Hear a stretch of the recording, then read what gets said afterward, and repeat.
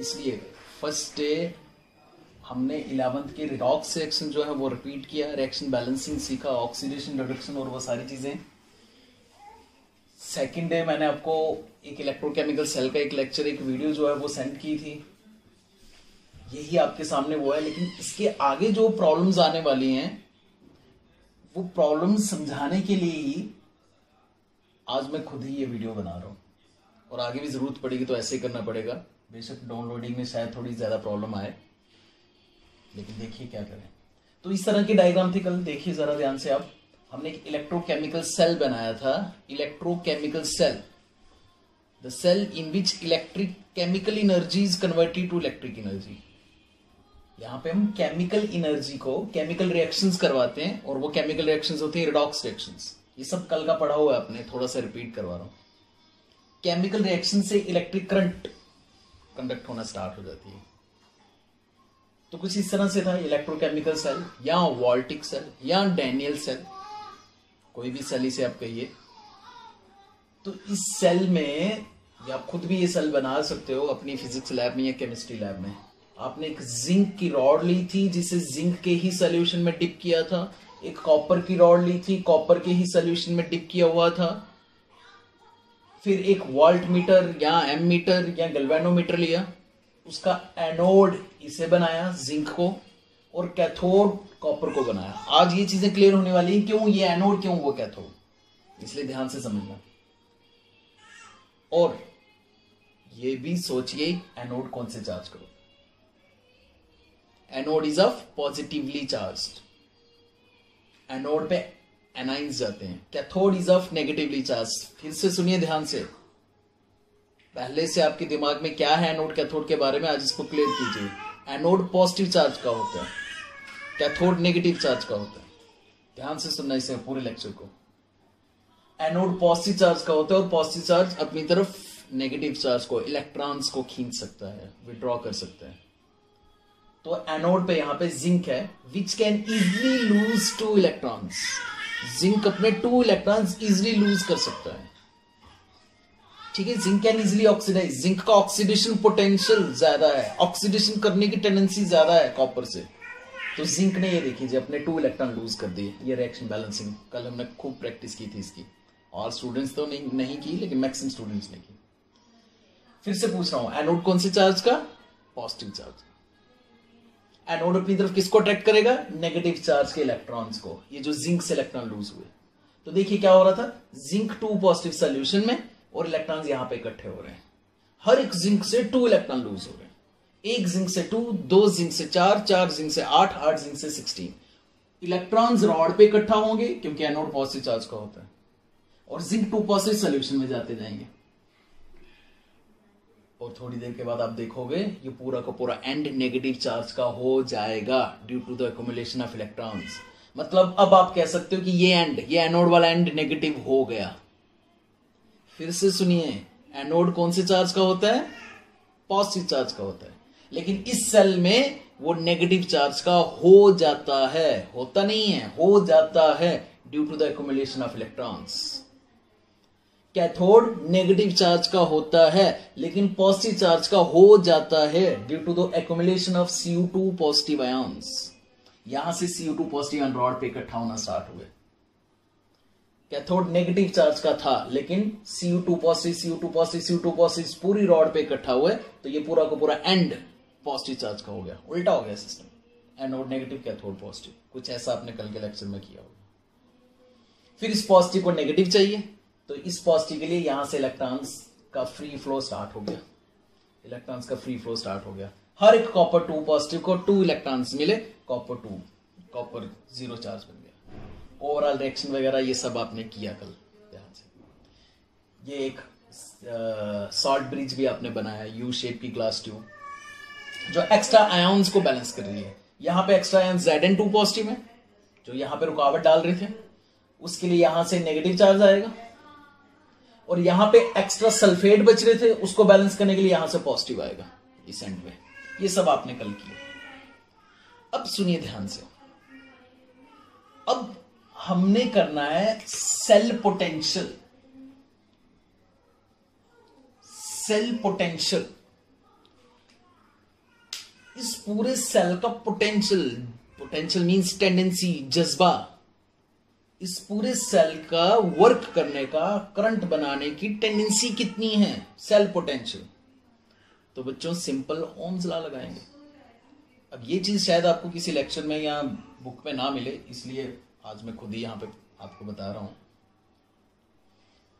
Cell का potential निकालने के लिए आपको ओम्स लॉ लगाना पड़ेगा। बचपन से 5th 6th से पढ़ते आते होंगे आप Ohm's law, V = IR, V = IR, V = IR।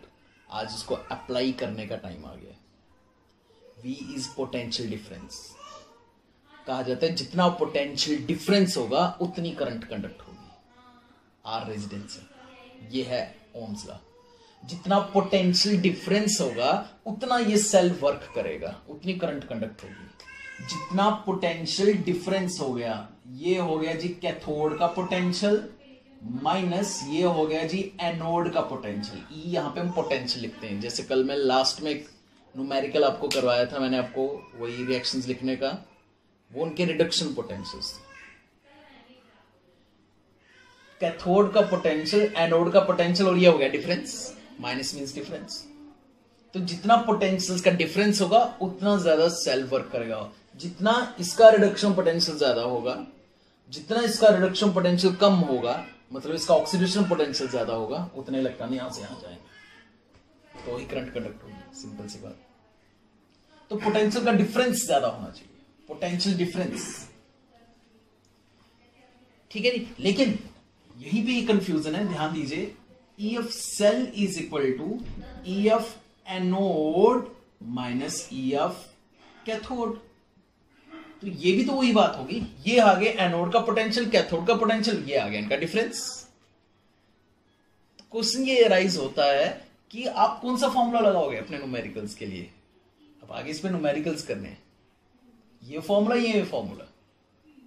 तो ये डिपेंड करता है कि आपको क्वेश्चन में किसका पोटेंशियल दे रखा है, कौन सा पोटेंशियल दे रखा है। दो तरह के पोटेंशियल है, रिडक्शन पोटेंशियल, रिडक्शन करने की टेंडेंसी, ऑक्सीडेशन पोटेंशियल, ऑक्सीडेशन करने की टेंडेंसी। अगर रिडक्शन पोटेंशियल्स गिवन हैं तो बच्चों पहला वाला फॉर्मूला लगाना है। If reduction potentials are given, अगर रिडक्शन पोटेंशियल्स गिवन है तो बच्चों आपको फर्स्ट वाला फॉर्मूला लगाना है। क्यों, रट्टा नहीं है, समझो ध्यान से। फिर से पूछ रहा हूं, बताओ जी, एनोड कैथोड रिडक्शन कहां होनी है, ऑब्वियस है कैथोड पे। कैथोड पे रिडक्शन होनी है, क्यों, क्योंकि उसका रिडक्शन पोटेंशियल ज्यादा है। कैथोड पे जो भी चीज है, कॉपर है, उसका रिडक्शन करने की टेंडेंसी जिंक से ज्यादा है, उसका रिडक्शन पोटेंशियल जिंक से ज्यादा है, इसलिए वो कैथोड पे। उसका रिडक्शन पोटेंशियल ज्यादा, जिंक का रिडक्शन पोटेंशियल कम, ठीक है जी। तो जिसका पोटेंशियल ज्यादा है वो पहले लिखो, जिसका पोटेंशियल कम है वो बाद में लिखो, ताकि ओवरऑल आपका आंसर पॉजिटिव में आए। बड़ी वैल्यू माइनस छोटी वैल्यू। सेल का पोटेंशियल 0 हो सकता है, सेल का पोटेंशियल पॉजिटिव में हो सकता है, सेल का पोटेंशियल नेगेटिव में नहीं हो सकता। सेल या तो वर्क करेगा या तो नहीं करेगा, नेगेटिव में नहीं कर सकता वर्क, ठीक है। और ये फॉर्मूला तब लगाना है if oxidation potentials are given. अगर आपको ऑक्सीडेशन पोटेंशियल्स गिवन होंगे तो आपको ये वाला फॉर्मूला लगाना है, ठीक है। क्यों भैया, ऑक्सीडेशन कहां हो रही है, वो भी से एनोड पे हो रही है, इसलिए एनोड पे वही चीज आएगी जिसका ऑक्सीडेशन पोटेंशियल ज्यादा होगा, और कैथोड पे वो चीज आएगी जिसका ऑक्सीडेशन पोटेंशियल कम होगा। तो बड़ी वैल्यू से छोटी वैल्यू माइनस करनी, ठीक है। ये कंफ्यूजन के लिए आपके 100% टेक्स्ट बुक के क्वेश्चन यहीं से निकलेंगे, इस फॉर्मूले से, रिडक्शन पोटेंशियल वाले फॉर्मूले से, ध्यान रहे। 100% क्वेश्चन यहां से निकलेंगे, 101%, ठीक है। बस प्रॉब्लम वही कॉम्पिटिटिव एग्जाम में आ सकती है। कंफ्यूजन के लिए, न्यू क्वेश्चंस के लिए हो सकता है रिडक्शन पोटेंशियल की जगह ऑक्सीडेशन पोटेंशियल दे रखे हो, बस ये प्रॉब्लम हो सकती है, ठीक है। कुछ जगह पे तो ऐसा भी होता है, cell potential is equal to anode का पोटेंशियल प्लस कैथोड का पोटेंशियल। ये तब जब इनके अपने अपने पोटेंशियल दे रखे हो। इसका अपना दे रखा हो ऑक्सीडेशन पोटेंशियल, और इसका अपना दे रखा हो रिडक्शन पोटेंशियल, तब आपको ये फॉर्मूला लगाना है। सीधे सीधे तब ऐड ही कर देना है, क्योंकि ये पहले से ही उल्टे हैं। लेकिन फिर से मैं बोल रहा हूं बच्चों, आपको सारे न्यूमेरिकल्स में यही फॉर्मूला लगाना है, हर एक जगह पे यही फॉर्मूला लगाना है। अब आप आराम से रिमाइंड वगैरह करके इसको देख लेना और लिख भी लेना जरूर, ठीक है। मैं सिर्फ यही फॉर्मूला रखूंगा आपके सामने, मैं आपके सामने यही फॉर्मूला रखूंगा। और जिसको ये चीज समझ नहीं आई मुझे बताना फिर से, ठीक है। मैं फिर से उसको फोन वगैरह करके कॉल कर लेना मुझे, मैं कॉल पे समझा दूंगा आपको ये सारी चीजें अच्छे से, ठीक है जी। तो आपको सेल का पोटेंशियल निकालने के लिए सिंपल पोटेंशियल डिफरेंस चाहिए, रिडक्शन पोटेंशियल का डिफरेंस चाहिए। जिसका रिडक्शन पोटेंशियल ज्यादा, ओबीसी कैथोड पे रिडक्शन होती है, उसका रिडक्शन पोटेंशियल ज्यादा, वो यहां पे लिखना है, यहां पे। अब एक और प्रॉब्लम सुनिए। अब प्रॉब्लम ये है कि we can not calculate, we can not determine the potential of any particular electrode. आप किसी भी पर्टिकुलर इलेक्ट्रोड का पोटेंशियल नहीं निकाल सकते। कैथोड मान लो जिंक की है, ये देखिए मैं यहां पे इसी फॉर्मूले को फिर से लिख रहा हूं, E of cell is equal to E of cathode पे कौन है, copper, Cu2 positive oblique Cu। इसका मतलब ये देखिए Cu2 बस से जीरो में जा रहा है, इट इज रिडक्शन, तो बच्चों ये रिडक्शन पोटेंशियल है। Minus E of Zn2 positive oblique Zn, ये भी रिडक्शन हो रही है, तो ये भी रिडक्शन पोटेंशियल है, लेकिन इसका रिडक्शन पोटेंशियल कम होगा। दोनों का रिडक्शन पोटेंशियल दे रखा है, इसका ये मीनिंग नहीं है कि दोनों की रिडक्शन होगी। कल वाला लास्ट क्वेश्चन, फोर्थ क्वेश्चन याद रखो, दोनों कैडमियम और क्रोमियम दोनों का ही रिडक्शन पोटेंशियल दे रखा था, ठीक है। लेकिन एक ही की रिडक्शन हो रही थी, दूसरे की ऑक्सीडेशन। जिसका रिडक्शन पोटेंशियल ज्यादा होगा उसी की रिडक्शन होगी। यहां कॉपर का रिडक्शन पोटेंशियल ज्यादा है, इसलिए उसको मैंने पहले कैथोड वाली जगह लिखा हुआ। तो ये दोनों का रिडक्शन पोटेंशियल है और ये आ गया उनका डिफरेंस। यहां से इनके डिफरेंस से आप सेल पोटेंशियल निकाल सकते हो। अब सुनिए क्वेश्चन क्या कह रहा हूं मैं, क्या कंफ्यूजन है एक और। We can not determine the potential of a particular electrode. अब पर्टिकुलर इलेक्ट्रोड कॉपर का रिडक्शन पोटेंशियल कितना है आप नहीं निकाल सकते, फिलहाल के लिए नहीं निकाल सकते, आगे अगले लेक्चर में देखते हैं क्या होता है। जिंक का कौन सा पोटेंशियल है, ये रिडक्शन पोटेंशियल। जिंक का रिडक्शन पोटेंशियल क्या है आप नहीं निकाल सकते। You can not determine the potential of a particular electrode. आप ना इसका पोटेंशियल निकाल सकते हो ना इसका। क्यों नहीं निकाल सकते ये भी सुन लीजिए बच्चों।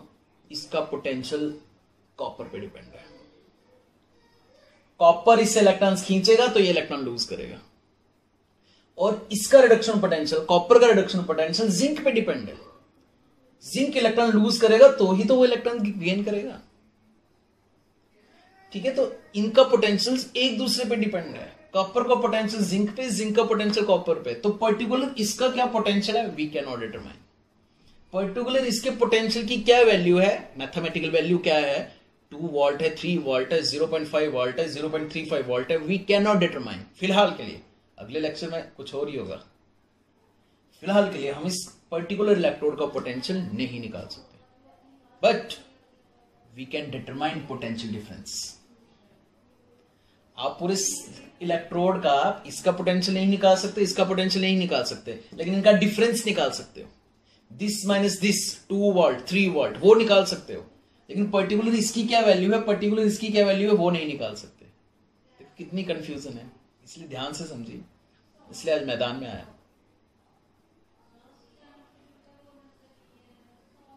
इसकी पर्टिकुलर वैल्यू क्या है नहीं पता, 5 है, 3 है, 4 है, कैलकुलेट ही नहीं कर सकते फिलहाल के लिए। इसकी पर्टिकुलर वैल्यू क्या है, 3 है, 2 है, 5 है, नहीं निकाल सकते, लेकिन दिस माइनस दिस वो निकाल सकते हो। ये क्या ऐसी प्रॉब्लम है कि ये दिस माइनस दिस निकाल सकते हो लेकिन पर्टिकुलर वैल्यू पता ही नहीं।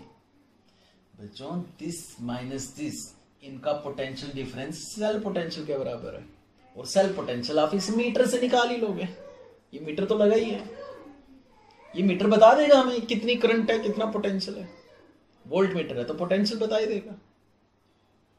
तो आप पूरे सेल का पोटेंशियल तो मीटर से निकाल सकते हो, और वही पोटेंशियल डिफरेंस है। तो दिस माइनस दिस निकाल सकते हो, लेकिन पर्टिकुलर इसकी क्या वैल्यू है, पर्टिकुलर इसकी क्या वैल्यू है, वी कैन नॉट डिटरमाइन। समझ आया? क्लियर है यहां तक? कोई प्रॉब्लम होगी तो फोन करना, वीडियो तो आपके सामने बता दिया, फोन पे कर सकते हैं। ठीक है जी। अब फिर से मैं यहां मिटा रहा हूं क्योंकि ये डायग्राम हमने सामने रखनी है, इस डायग्राम के बगैर गुजारा नहीं है, पूरा यूनिट यहीं से चलेगा, तो इसलिए थोड़े से टाइम इसी में हम चलाएंगे ये सिस्टम। अब देखिए बच्चों, फिलहाल के लिए कहा जा रहा है we can not determine the potential of a particular electrode. आप एक पर्टिकुलर इलेक्ट्रोड का पोटेंशियल नहीं निकाल सकते, ठीक है। लेकिन अब कहा जा रहा है we can determine the potential of any electrode in standard conditions. We can not determine, ये लिख भी लेना बच्चों, we can not determine the potential of a particular electrode, but we can determine standard electrode potential. But we can determine standard electrode potential. आप zinc का potential नहीं निकाल सकते इस सेल में, लेकिन standard electrode potential of zinc निकाल सकते हो। आप कॉपर का रिडक्शन पोटेंशियल नहीं निकाल सकते यहां पे, लेकिन उसका स्टैंडर्ड इलेक्ट्रोड पोटेंशियल निकाल सकते हो। ठीक है, ऐसे लाइन लिखना, we can not determine the potential of a particular electrode in electrochemical cell, but we can determine the standard electrode potential with the help of SHE, with the help of SHE। जैसे बोल रहा हूं, जैसे pronounce कर रहा हूं वैसे ही करना है, शी नहीं बोलना है। SHE बहुत इंपॉर्टेंट चीज, फुल फॉर्म है बच्चों, standard electrode, standard hydrogen electrode, standard hydrogen electrode. बच्चों ये हाइड्रोजन का इलेक्ट्रोड होता है, हाइड्रोजन का H2, 1 molar, 1 molar, 1 bar pressure, 298 kelvin temperature, ये होता है SHE। इसमें आपको हाइड्रोजन, ठीक है नहीं। और एक सबसे बड़ी बात, स्टैंडर्ड कंडीशन, ये होती है स्टैंडर्ड कंडीशंस, इसलिए कहा जा रहा है स्टैंडर्ड हाइड्रोजन इलेक्ट्रोड। स्टैंडर्ड को हम ऐसे लिखते हैं E0, standard hydrogen electrode. Again reduction potential, standard reduction potential of hydrogen 0 होता है बच्चों। कितना होता है? 0, क्योंकि हाइड्रोजन की जितनी रिडक्शन करने की टेंडेंसी होती है उतनी ही ऑक्सीडेशन करने की टेंडेंसी होती है। मतलब कहने का ये सिंपल भाषा में, H पॉजिटिव बना सकता है, फिर H पॉजिटिव वापिस इलेक्ट्रॉन गेन करके H2 भी बना सकता है, और बराबर टेंडेंसी है इसकी, इसलिए उसका स्टैंडर्ड कंडीशन में उसका ओवरऑल पोटेंशियल 0 होता है। ठीक है जी। अब ध्यान देना यहां पे वापिस इस सेल पे, बताओ जी किसका रिडक्शन पोटेंशियल निकाल के बताओ स्टैंडर्ड कंडीशन में। ऐसे नहीं निकाल सकते आप, जिंक का पोटेंशियल नहीं निकाल सकते, आप कॉपर का पोटेंशियल नहीं निकाल सकते, लेकिन आप स्टैंडर्ड इलेक्ट्रोड पोटेंशियल निकाल सकते हो with the help of SHE। अगर आपको जिंक का स्टैंडर्ड पोटेंशियल निकालना है तो यहां से डिस्कनेक्ट करो और इसको SHE के साथ कनेक्ट करो। अगर आपको कॉपर का रिडक्शन पोटेंशियल निकालना है तो यहां से डिस्कनेक्ट करो, SHE के साथ कनेक्ट करो। मैं किसी एक का करके बताता हूं आपको, किसका करके बताऊं? चलो आप कैसे बताओगे? जिंक का करके बताता हूं। जिंक का स्टैंडर्ड रिडक्शन पोटेंशियल निकालते हैं। ठीक है, ये डायग्राम तो आपके पास है ही, आपके सामने है ही, नहीं भी है तो बना लो। ठीक है, अगर मुझे जिंक का स्टैंडर्ड रिडक्शन पोटेंशियल निकालना है तो मुझे यहां से कॉपर से डिस्कनेक्ट करना है इसको, कॉपर से डिस्कनेक्ट करना है इसको, और मुझे यहां पे कनेक्ट करना है बच्चों SHE,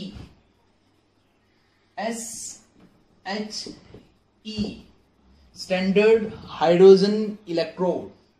यहां पे हाइड्रोजन है, हाइड्रोजन गैस है, उसकी रॉड नहीं होगी। अब रॉड यहां पे प्लेटिनम वगैरह कुछ इनर्ट सब्सटेंस की रॉड ले रखी होगी, और हाइड्रोजन गैस होगी, हाइड्रोजन गैस इस फॉर्म में। जो गैसेस फॉर्म में हो उनकी रॉड नहीं बनाते, उसकी जगह फिर हम प्लेटिनम पैलेडियम इनर्ट सब्सटेंस की रॉड ले लेते हैं, उस पर फिर वो गैसेस इवॉल्व करवाई जाती है। अब यहां हाइड्रोजन है बच्चों 1 मोलर, उसके सोल्यूशन की कंसंट्रेशन। ठीक है जी। अब कॉपर को कॉपर सल्फेट में डाला था, हाइड्रोजन को हाइड्रोजन सल्फेट या हाइड्रोजन क्लोराइड उसी के सोल्यूशन में डालिए। अब उसके वही आयन्स बनेंगे, H पॉजिटिव आयन्स बनेंगे। कॉपर में Cu2 पॉजिटिव आयन्स बन रहे थे, जो काम कॉपर कर रहा था अब वो काम हाइड्रोजन करेगा। 1 bar pressure, 298 kelvin temperature, room temperature, standard conditions. Cu2 positive cathode पे जा रहा था, नेगेटिव चार्ज वाले पे, अब H पॉजिटिव जाएंगे। यहां पहले Cu2 पॉजिटिव इकट्ठे होते थे, अब यहां H पॉजिटिव इकट्ठे होंगे। जो काम कॉपर कर रहा था वही काम SHE करेगा। ठीक है, सेम वही reaction. At anode zinc gives us Zn2 positive plus 2 electrons, but at cathode पे reduction H positive plus electron gives us H2 balance. अकेला H नहीं लिखना, H2 लिखना, सेम वही।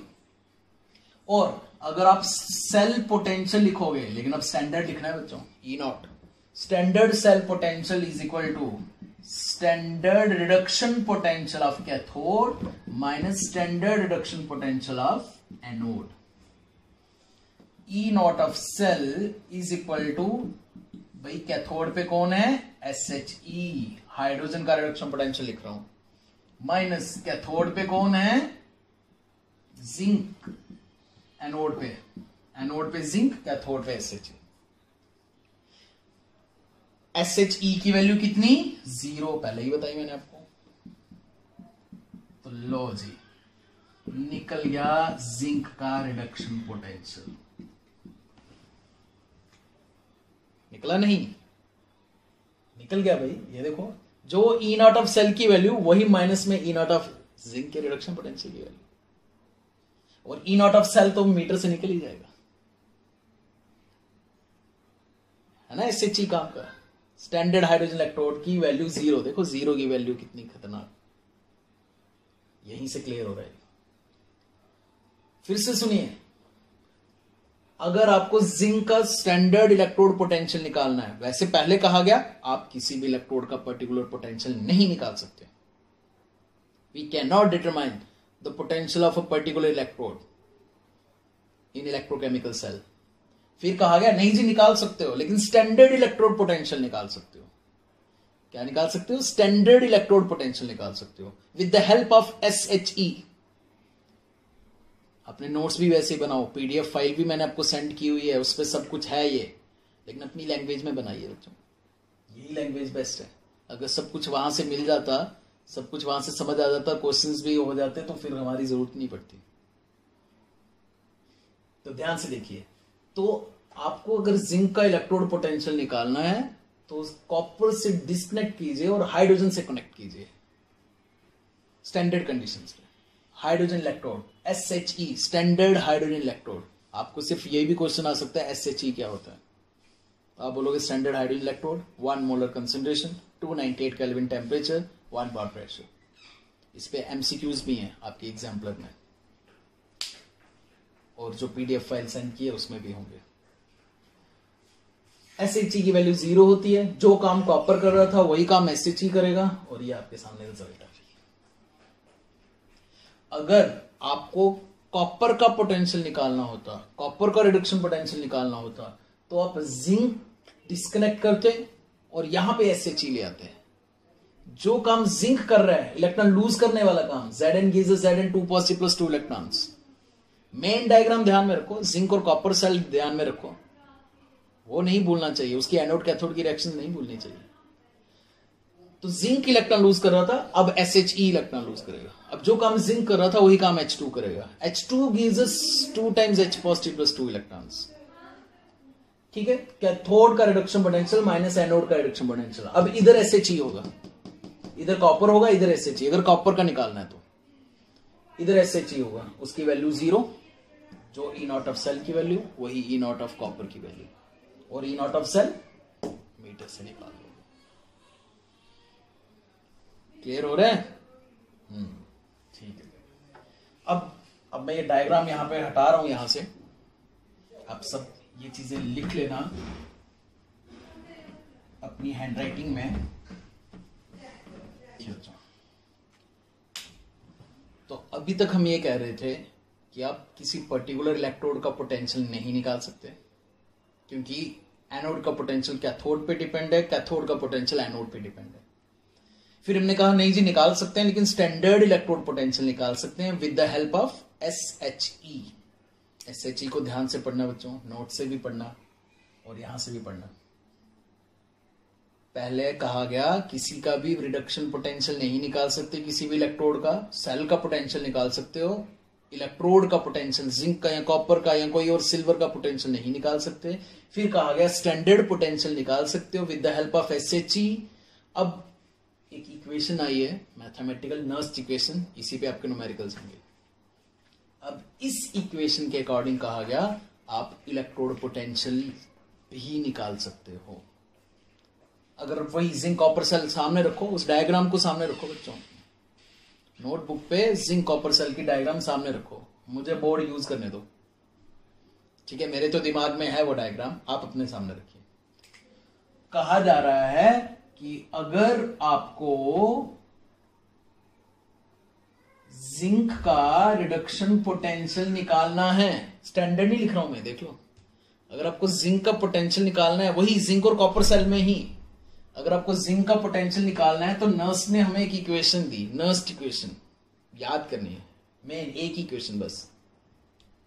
कहा जा रहा है इसका पोटेंशियल निकालने के लिए हमें इसका स्टैंडर्ड रिडक्शन पोटेंशियल पता होना चाहिए, और स्टैंडर्ड रिडक्शन पोटेंशियल SHE की हेल्प से निकालेंगे, बिल्कुल सही, SHE की हेल्प से, minus RT upon NF log nature of concentration of zinc upon concentration of zinc 2 positive। ये सब चीजें बताता हूं क्या है, ये इक्वेशन है जी, नर्स ने दी। कहा जा रहा है कि अगर आप जिंक का reduction potential zinc copper cell में ही निकालना चाहते हो, तो उसका स्टैंडर्ड रिडक्शन पोटेंशियल पता होना चाहिए, माइनस लॉग नेचर को लॉग में कन्वर्ट करो, 2.303 RT upon NF log nature of concentration of Zn upon Zn2 positive. ठीक है नी, ये है रिडक्शन पोटेंशियल जिंक का, ये है स्टैंडर्ड रिडक्शन पोटेंशियल। सारी चीजें क्लियर होनी चाहिए ना, न्यूमेरिकल करने इस पे बच्चों। R वही है गैस कांस्टेंट की वैल्यू 8.314, T है टेम्परेचर, 298 केल्विन ही लेना है यहां पे, ठीक है नी।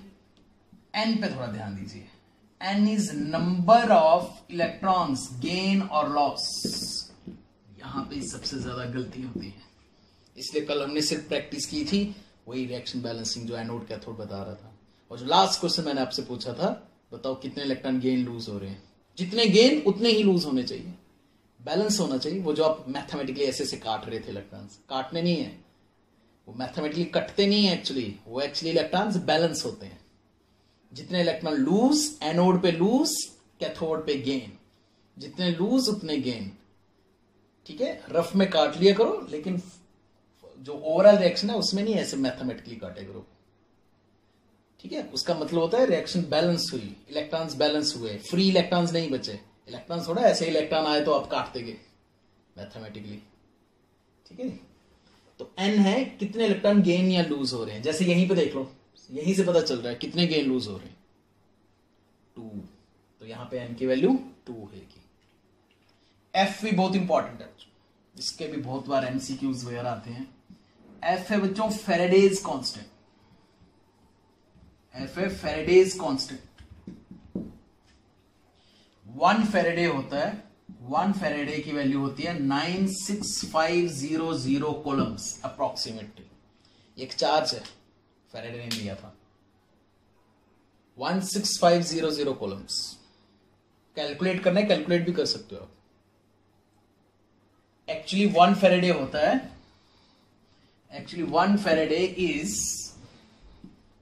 Charge on 1 mole of electrons, charge on 1 mole of electrons 6.022 into 10⁻23 1 मोल और 1.6 इंटू 10⁻19 कॉलम्स, ये एक इलेक्ट्रॉन का चार्ज। इसको ही सॉल्व करके 96500 अप्रोक्सीमेटली, एक्चुअली इससे थोड़ा कम आता है अप्रोक्सीमेटली।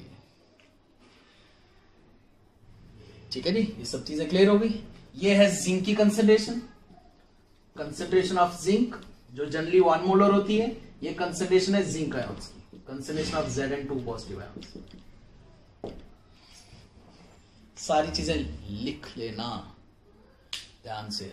फिर से एक बार देखिए, अगर आपको जिंक का रिडक्शन पोटेंशियल निकालना है, ऐसे ही मैं कॉपर का भी लिखूंगा, अगर आपको जिंक का रिडक्शन पोटेंशियल निकालना है तो उसका स्टैंडर्ड रिडक्शन पोटेंशियल पता होना चाहिए, -2.303 RT/NF log nature of concentration of zinc, ये square bracket concentration 11th class equilibrium chapter, concentration of zinc upon concentration of zinc 2 positive ions. ये इक्वेशन आपको यूज करनी है। और इतने न्यूमेरिकल्स हैं टेक्स्ट बुक में, इसके इतने न्यूमेरिकल्स हैं कि आपको याद हो जाएगी इक्वेशन, रट्टा मारने की जरूरत नहीं है, बार बार क्वेश्चंस करोगे। अभी दूंगा मैं आपको क्वेश्चंस करने के लिए।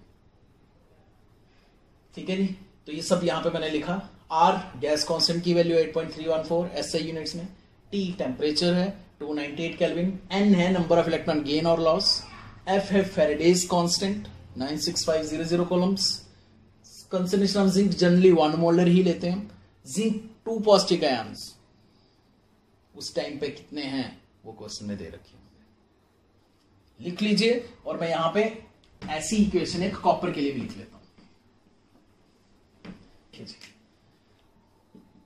Cu2 पॉजिटिव ओब्लिक Cu, अगर आपको कॉपर का रिडक्शन पोटेंशियल निकालना है, कॉपर का रिडक्शन पोटेंशियल निकालना है, तो नर्स ने इक्वेशन दी कि उसका स्टैंडर्ड रिडक्शन पोटेंशियल पता होना चाहिए, -2.303 लॉग नेचर को लॉग में कन्वर्ट करके लिख रहा हूं, RT/NF log of concentration of Cu upon concentration of Cu2 positive. ये जनरली 1 मोलर ही लेना है, ये उस टाइम कंसेंट्रेशन कितनी है, सेम वही स्टैंडर्ड रिडक्शन पोटेंशियल SHE की हेल्प से निकालना है, क्वेश्चन में दे रखा होगा। R की value 8.314, T temperature, N number of electron gain loss, F Faraday's constant. 1 Faraday होता है charge of 1 mole of electrons. ठीक है जी।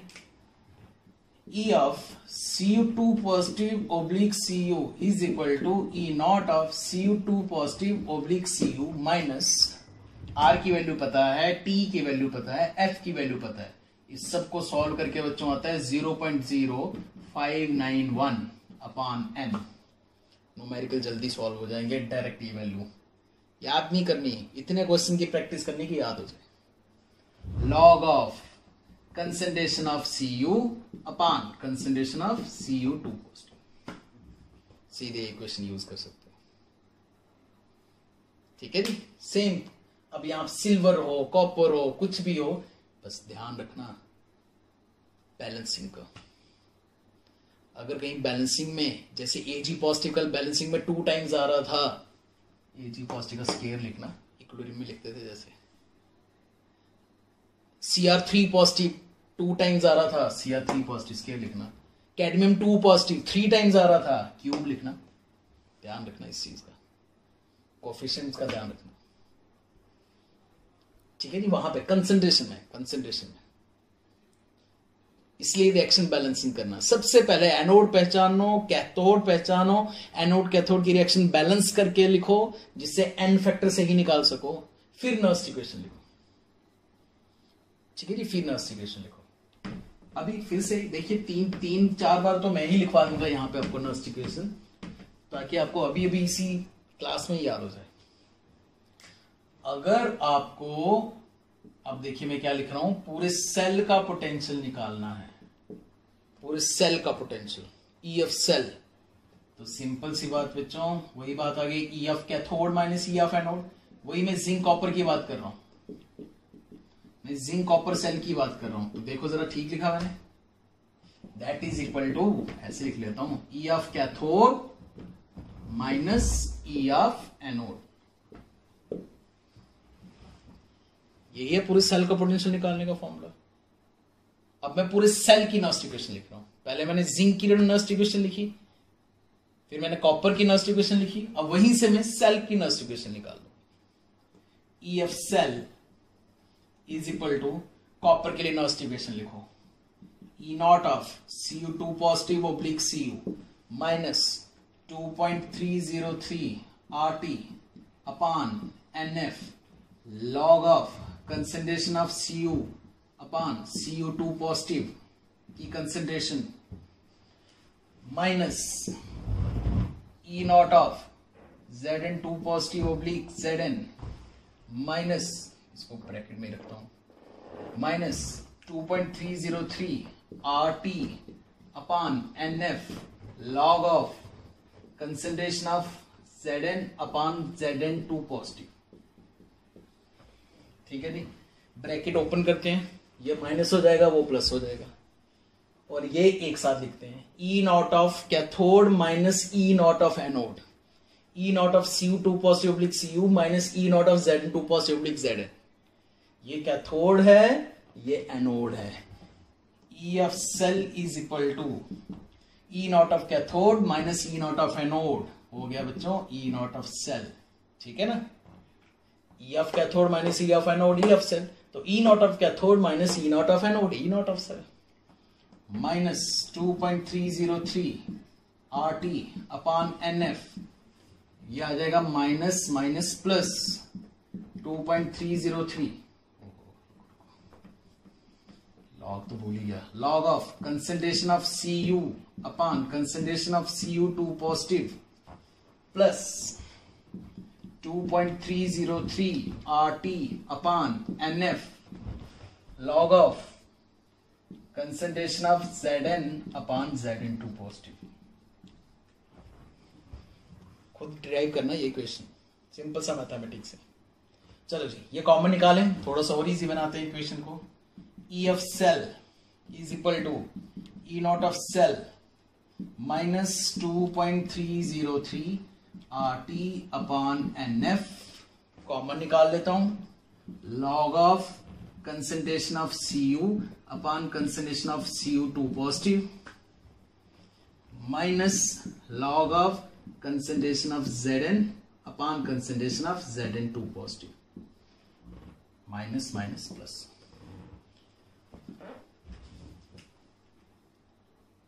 लॉग, बच्चों जब लॉग लगाओ ना, माइनस को डिवाइड में चेंज कर सकते हैं।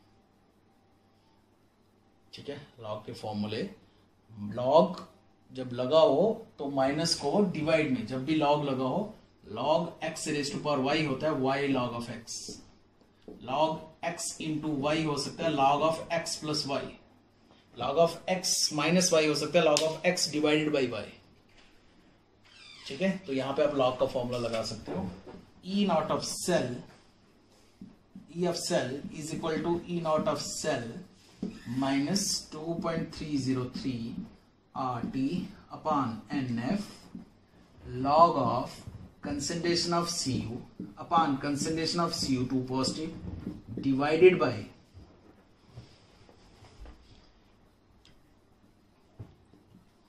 Cu upon Cu2 positive divided by concentration of Zn upon concentration of Zn2 positive। ठीक है जी, लॉग लगा तो माइनस डिवाइड में चेंज हो सकता है, एक ही बार लॉग लिखना है। अच्छा, मैंने पहले ही कहा आपको, ये जो रॉड्स जो ली हैं अपने कॉपर और जिंक की, वो जनरली 1 मोलर ही लेनी है, 1 मोलर, ये सीधे 1 हो गया, या इक्वल लेनी है, तो ये इक्वल सीधे कट हो गया, ये डिवाइड में है, ये डिवाइड में है, और ये डिवाइड, ये अपान के नीचे भी ये अपान है, ये उसके नीचे है।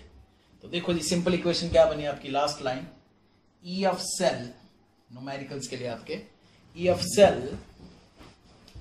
बड़ी परेशानी है यहाँ पे, is equal to E not of cell minus 2.303 RT upon NF log of, ऊपर आ जाएगा Zn 2 पॉजिटिव की कंसेंट्रेशन अपान नीचे आ जाएगी कॉपर 2 पॉजिटिव की कंसेंट्रेशन। ये नर्स्ट इक्वेशन आपके इसके लिए, आप पूरा इसको डिराइव कीजिए, फिर एक बार ये नर्स्ट इक्वेशन में ऊपर भी यहां पे भी लिखता हूं। E of cell is equal to E not of cell minus 2.303। Simple सी डेरिवेशन आप देख सकते हो हर एक पॉइंट, जो लाइन जो पॉइंट समझ नहीं आएगा वो पूछना मुझसे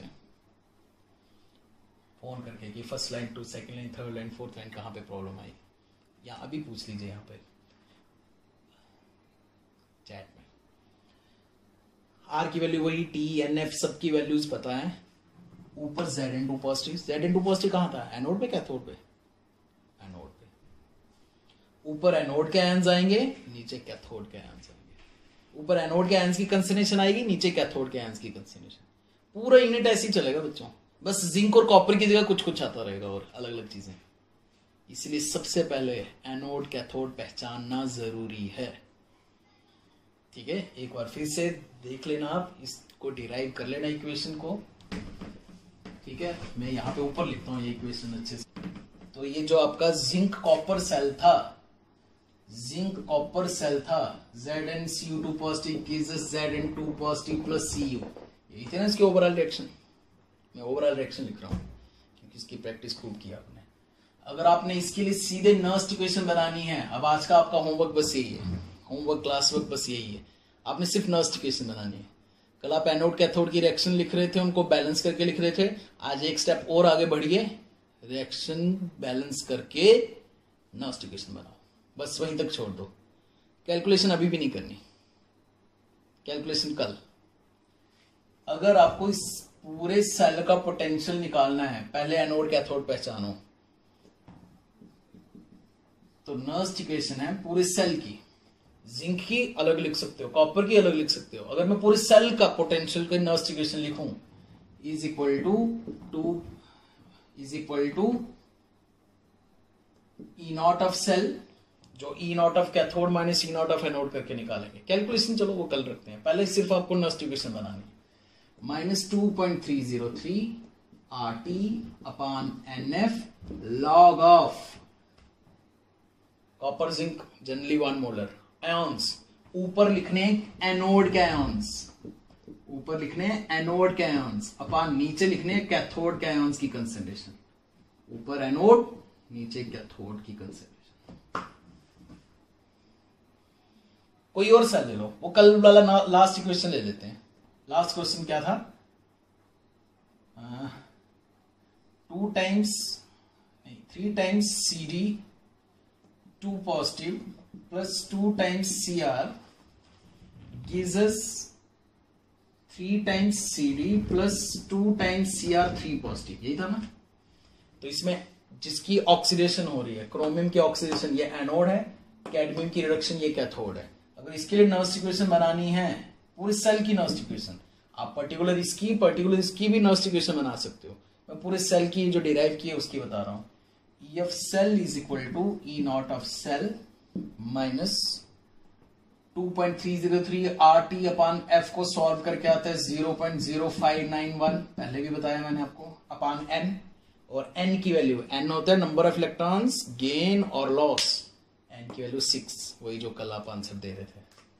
लॉग ऑफ ऊपर एनोड के आयंस, एनोड के आयंस कौन से हैं, Cr3 positive ions, power 2 coefficient का ध्यान रखना है, अपान कैथोड के आयंस CD2 पॉजिटिव पावर 3।